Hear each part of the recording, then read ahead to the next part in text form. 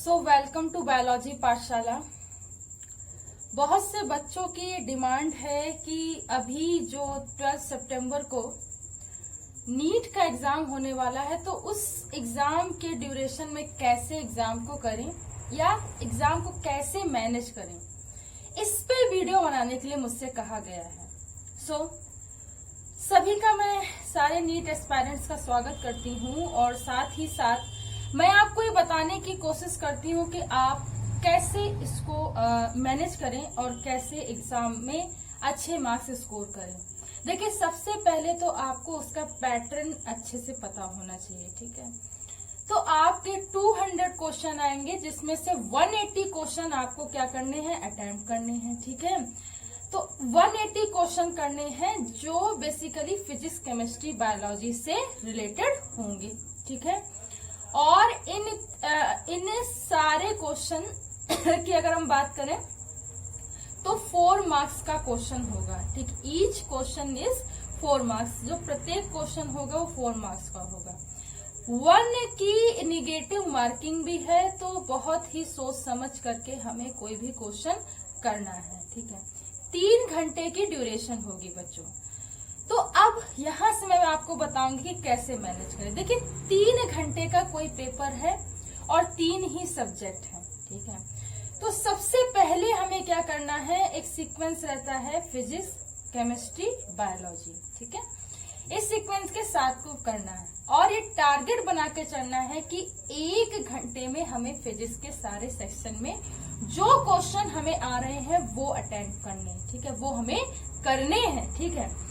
और आपको ध्यान देना है क्योंकि एक क्वेश्चन अगर गलत हो जाएगा तो 1 मार्क्स कट जाएगा सही वाले क्वेश्चंस में। तो आपको बहुत ध्यान देना है कि जो क्वेश्चन आप कर रहे हैं उसकी आपको सबसे पहले श्योरिटी हो कि हाँ ये हमें क्वेश्चन बेसिकली आता है, ठीक है।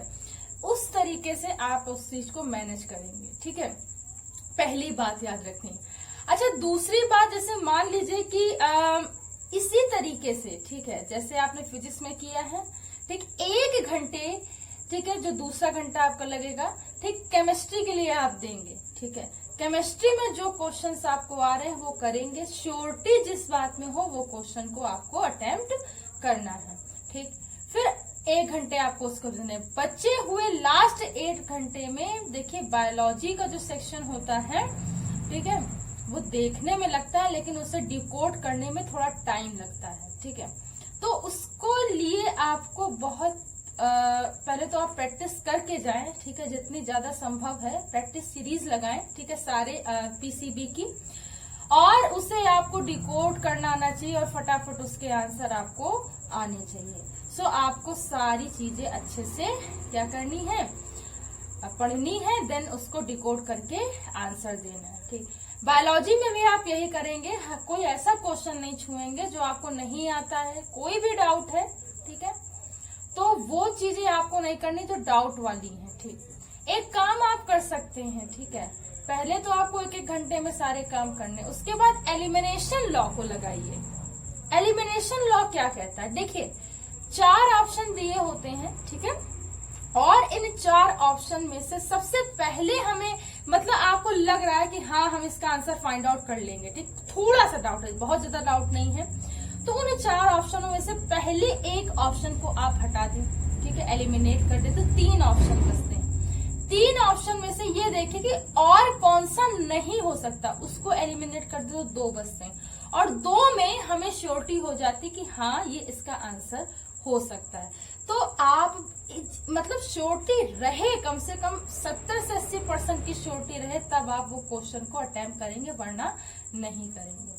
देखिए, ऐसा होता है कि सब सारे क्वेश्चन तो अटेम्प्ट करेंगे नहीं, तो आपको भी ध्यान देना है कि ठीक है, बिल्कुल तालाब में कूद नहीं जाना है, आराम से काम करना है, ठीक है। जो क्वेश्चन आते हैं उसमें करने हैं। एक क्वेश्चन 4 मार्क्स का है, बहुत मायने रखता है, ठीक है, तो ये बात याद रखेंगे। दूसरा, बहुत से बच्चों लोगों को मतलब ये प्रॉब्लम आ रही कि क्या पहने क्या नहीं पहने। देखिए, बहुत ही रिलैक्स माइंड से आपको जाना है, तो उसके लिए आप आराम से, चाहे बॉयज है गर्ल्स है, ठीक है, गर्ल्स है थोड़ी लॉन्ग टी शर्ट ले लें, ठीक है, अच्छी, जो मतलब थोड़ी ठीक हो, ढीली हो, लूज हो, लोअर ले ले, अच्छे स्टाइलिश आते हैं, आराम से वो जा सकते हैं उन्हें पहन करके, ठीक है।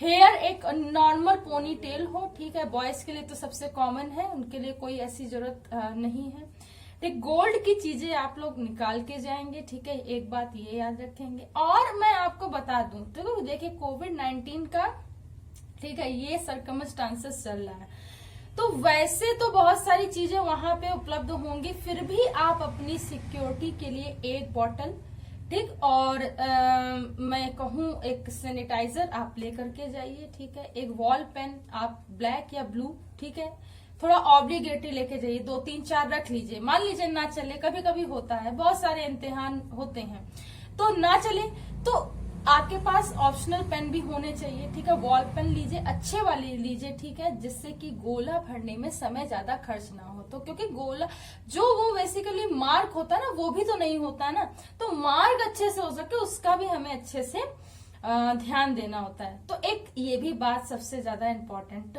होती है, ठीक। और एडमिट कार्ड जो आपका रिलीज होगा, ठीक है, वो एडमिट कार्ड लगभग 1 हफ्ते पहले रिलीज होगा या 3-4 दिन पहले भी रिलीज हो सकता है। उस एडमिट कार्ड में बेटा सारे निर्देश दिए होंगे, ठीक है, किसी को घबराने की जरूरत नहीं। एक एक चीज आपके मन में जो डाउट आता है कि हम क्या करें, ठीक है, ड्यूरेशन क्या होगी, सब कुछ उसमें लिखा रहेगा, ठीक है। तो वो आएंगे। हमेशा किसी भी एग्जाम को देने के लिए आप घर से जल्दी निकलिए, ठीक है, 2-3 घंटे भी जल्दी लिखे, कोई दिक्कत नहीं।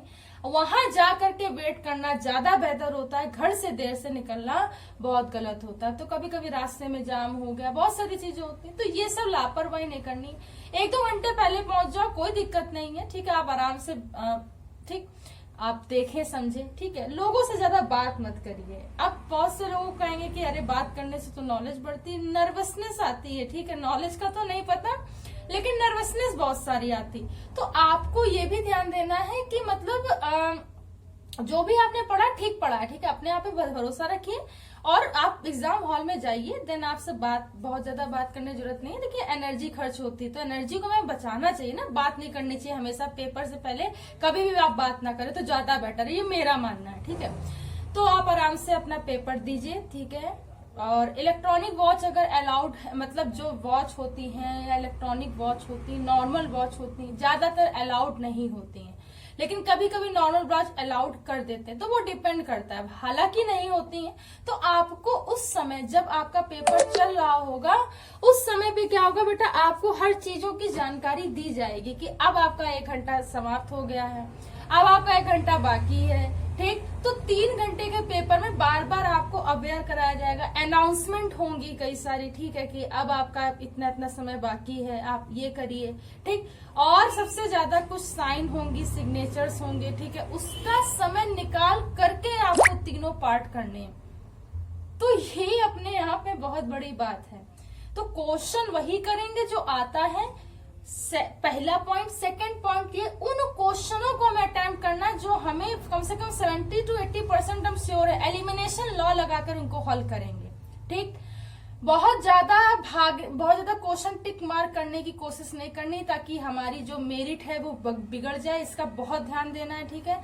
क्वेश्चन करो, सॉलिड करो, जितने कर रहे हैं सॉलिड करें, शायद आप लोगों का कुछ अच्छा हो सकता है, ठीक है, कुछ भला हो सकता है। तो इन सारी गाइडलाइंस को याद रखेंगे। लास्ट में मैं आपसे ये कहूंगी, प्रीवियस ईयर क्वेश्चन सीरीज को लगाइए, खूब लगाइए, 2010 के लगाइए, 12 के लगाइए, 13 के लगाइए, 14, 15, 16, 17, 18, 19, ठीक है, 20, ठीक, 30 साल पहले के लगाइए, ठीक है। जितना संभव हो सकता है उतने क्वेश्चन सीरीज को लगाएंगे तो आपकी प्रैक्टिस बेटा बहुत बढ़िया होगी। क्वेश्चन को लगाने से कभी कभी रिपीट भी होते, तो ये भी एक बेनिफिशियल फायदा होता है। तीसरा सबसे इंपॉर्टेंट है, फर्स्ट ईयर के कुछ क्वेश्चन को लगाइए, फर्स्ट ईयर के नीट के क्वेश्चन को लगाइए, उससे भी क्वेश्चन पूछे जाते हैं, ठीक है।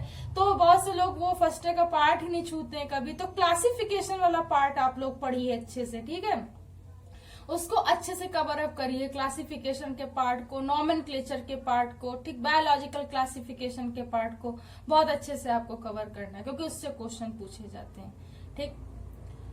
और कुछ जो करंट में चल रहा है बायोलॉजी में, वो आप लोगों को याद रखना है, ठीक है। तो ये कुछ चीजें हैं जो आपको काफी हेल्प करेंगी। सो आई होप कि आज की ये गाइडलाइन आपको कुछ समझ में आई हो और आपके लिए हेल्पफुल रही होगी। अगर ये गाइडलाइन आपको समझ में आई है या आपके लिए हेल्पफुल है तो उसे अन्य नीट एस्पायरेंट्स तक पहुंचाइए ताकि लोगों को गाइडलाइन मिल सके और अपना वो एग्जाम अच्छे से दे सके। तो thanks to all student to watch my Pathshala. Thanks again and keep watching.